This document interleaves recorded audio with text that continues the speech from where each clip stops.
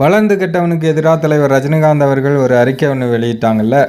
அந்த அறிக்கை வெளியிட்ட பிறகு காக்காக்கெல்லாம் பயங்கரமாக கதறானுங்க. அதாவது தலைவர் ரஜினிகாந்த் அவர்கள் பற்றி முதல்லலாம், அதாவது அரசியலுக்கு வரேன் அப்படின்னு சொன்னபோது நிறைய பேர் தப்பாக பேசினாங்களாம். குறிப்பாக சீமான், சாட்டை துரைமுருகன், இடுமாவனம் கார்த்தி, அப்புறம் திமுகவை சேர்ந்தவர்கள், அதிமுகவை சேர்ந்தவர்கள், இப்படி எல்லாருமே அவரை பயங்கரமாக விமர்சனம் பண்ணாங்களே. அப்போல்லாம் நீங்கள் ஏன் அறிக்கை வெளியிடல, அவங்க பேசுனதெல்லாம் மட்டும் சரியா அப்படின்னு பொங்கிட்டு இருக்கானுங்க இந்த காக்கா குரூப்.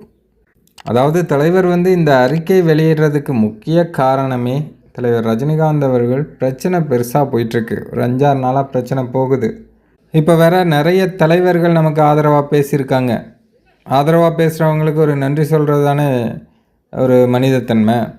அதனால தான் அந்த அறிக்கைக்கு முற்றுப்புள்ளி வச்சு ஒரு அறிக்கையை வெளியிட்டிருக்காங்க. இத்தனைக்கும் தலைவர் ஆதவ் பற்றி எதுவும் ஹார்ஸாக பேசலை.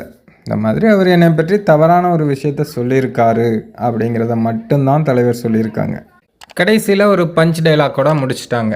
அதாவது காலம் பேசாது, ஆனால் காத்திருந்து பதில் சொல்லும் அப்படின்னு. கட்டாயமாக காலம் மே 4ஆம் தேதி பதில் சொல்லும். நமக்கு இப்போவே பதில் தெரியும், பட் அந்த தற்குறிகள் காக்காக்களுக்கு பதில் தெரியாது இல்லையா? அது மே 4ஆம் தேதி தெரியும். இதுக்கு அவங்க பேசும்போது சொல்லலையா, இவங்க பேசும்போது சொல்லலையா, அப்போல்லாம் கம்முன்னு தானே இருந்தீங்க அப்படின்னா, அப்போவும் தலைவரோட ரசிகர்கள் எல்லாரையும் போட்டு அடிச்சுட்டு தான் இருந்தாங்க.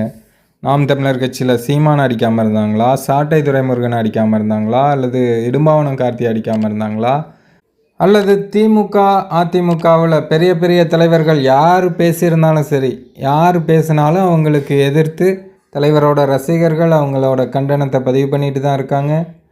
நம்ம சேனல்லே கிட்டத்தட்ட ஒரு 5000 வீடியோவுக்கு மேலே இருக்குது. அதில் ஒரு 2000 வீடியோ பார்த்தீங்கன்னா இந்த மாதிரி யாராவது தலைவரை பற்றி தப்பாக பேசும்போது அவங்களுக்கு பதிலடி கொடுத்த வீடியோவாக தான் இருக்கும். தலைவரோட ரசிகர்கள் என்றைக்கு யாரை பார்த்து பயந்துருக்காங்க? தலைவருக்கு எப்படி பயம் இல்லையோ அதே போல் தான் தலைவரோட ரசிகர்களுக்கும் பயம் கிடையாது.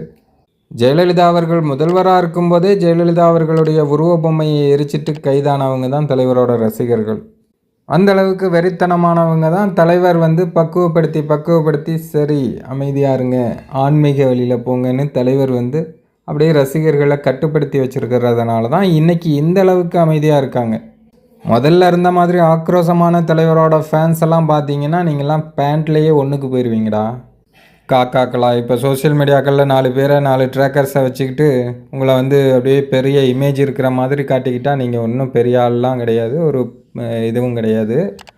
உங்கள் நொன்னை விஜய் எவ்வளோ பெரிய ஓம் ஃபயர் அப்படிங்கிறத மே 4ஆம் தேதி நீங்கள்லாம் தெரிஞ்சுக்குவீங்க. அடடே இவ்வளோ வாக்கு வாங்கிட்டாரா அப்படின்னு அந்த நாளுக்காக தான் காத்திருக்கோம். பாருங்கள்.